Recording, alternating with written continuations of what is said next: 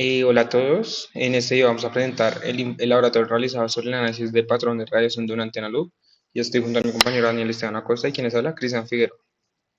Bueno, este experimento pues se llevó a cabo con objetivo de entender cómo se comportan radiaciones de este tipo de antenas, que son las antenas loop, eh, en diferentes planos, en los dos planos, en el plano E y en el plano M, que sería en el plano eléctrico y en el plano magnético, y en el cual vamos a medir pues el campo eléctrico que emite nuestra antena.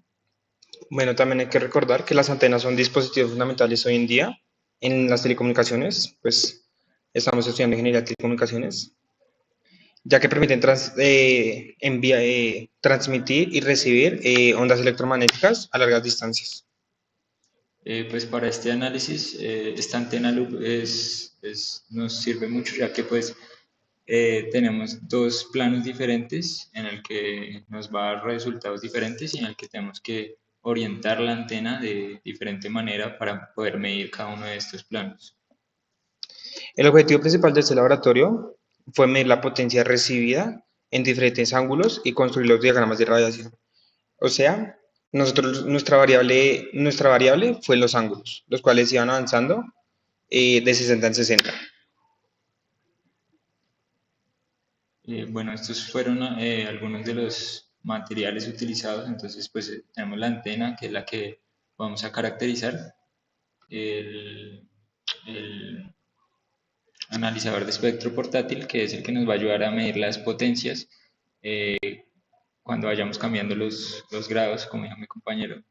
Entonces, esta es la antena receptora que va a ser la que vamos a conectar al analizador de espectro para poder detectar esa señal. Este es el generador para generar pues esas ondas de radiofrecuencia y esto es un estabilizador, algo así como un trípode para estabilizar la antena y además está hecho de un material para que no, de material no metálico para que no tenga interferencias electromagnéticas.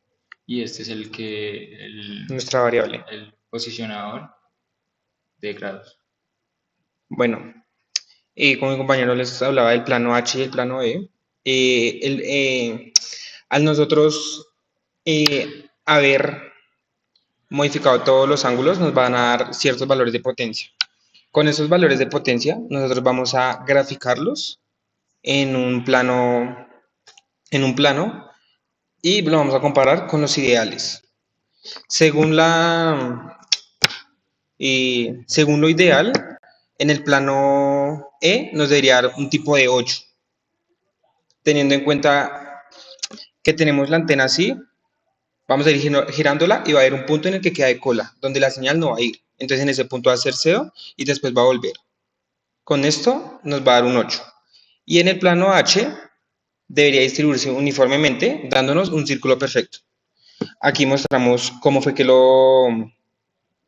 trabajamos el plano H, en donde la antena va a ir horizontalmente y la antena también va a ir horizontalmente. Aquí se ve un poco parada, se podría decir así, pero la antena tiene que ir así. Suponiendo que este es el círculo de la antena, debería ir así. Y el palo va a ir así, de tal manera que al estar así, va a propagar ondas así y le van a entrar a la antena. Por otro lado, tenemos el plano E, el cual la sonda ya va a ir verticalmente, y donde nuestra antena también va a ir verticalmente. Esa es la diferencia de los dos planos y cómo ubicarlos. También hay que dejar claro el posicionador, el cual es el que nos va a ir girando cada 60 grados hasta llegar a 360. ¿Cómo se Bueno, ubicó? acá hay una configuración experimental, cómo se ubicaron pues cada uno de los elementos. Entonces en una mesa el analizador con su antena y en la otra la antena que emite y lo separamos a una distancia aproximada de 1 metro que fue medida con una cinta métrica para tener más precisión. En ese punto también hay que dejar claro que ambas antenas tienen que estar exactamente a la misma altura y que los tubos que las sostienen tienen que ser de plástico para evitar interferencias si fuera de metal.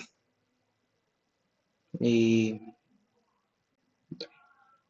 este es otro del plano H, como se tendría que ver. Vemos la sonda verticalmente y la antena verticalmente.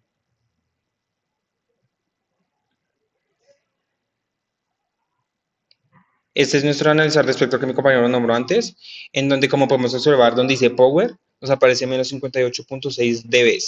Esa es la potencia que es como tal nuestro resultado del experimento, que más Y adelante vamos a concluir.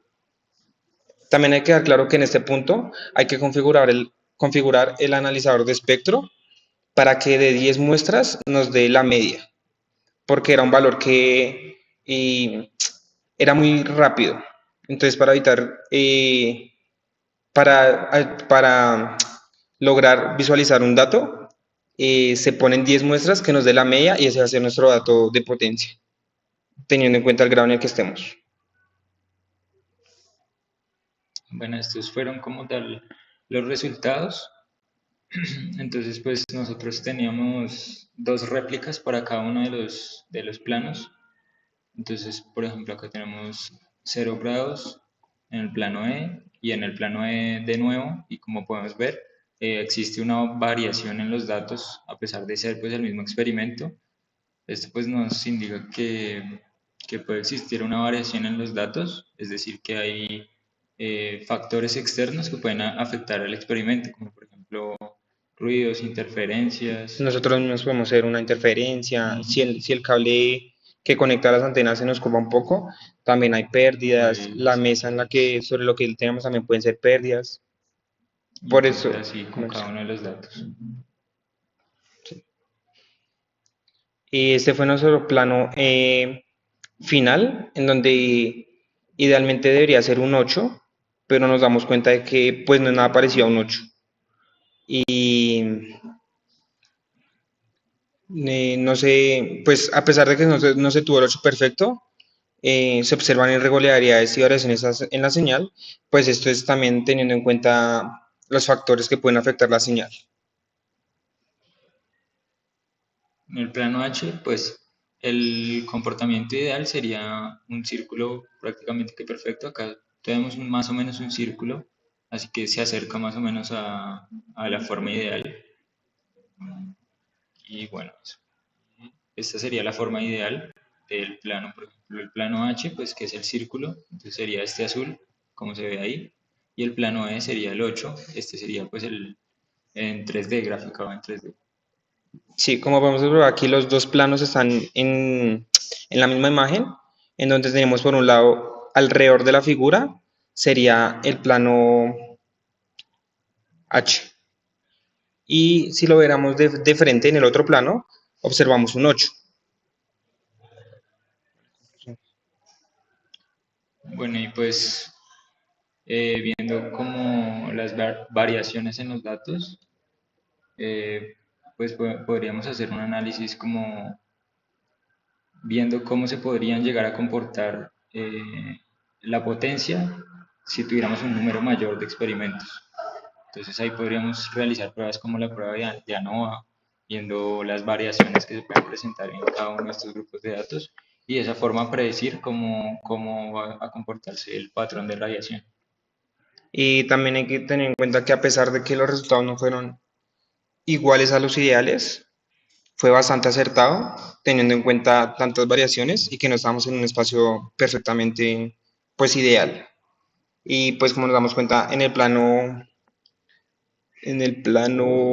H fue lo más cercano que obtuvimos, que es casi el círculo, pues se nota la figura, pero en el plano E sí nos desviamos bastante, debido a que no se observa el 8 por ningún lado. Ujú. No sé. Y pues, Y también les queremos mostrar nuestro Excel, en el cual pues podemos observar la variable 1, que es todos nuestros grados, y la variable 2, que son los planos, teniendo en cuenta que tenemos plano H y plano E. Y variables sí tenemos bastantes, teniendo en cuenta que son 7 posibles datos, donde tenemos 0, 60, 120, 180, 240, 300 y 360. Esto equivale a grados. Para cada uno se optó por dos medidas de cada uno. Entonces, para el grado 1 se tomó dos veces en el plano H y en el plano E. La réplica, como el profe la explicó en clase, un número aleatorio y la jerarquía. Y por este lado obtenemos todos nuestros resultados. En donde tenemos los grados, el nivel, el plano y otra es el nivel 2 y el valor que nos dio. Entonces, como podemos observar, esta es la primera réplica y aquí abajo tendremos la Justo segunda la otra réplica. réplica. Y ya, eso sería todo. Muchas gracias.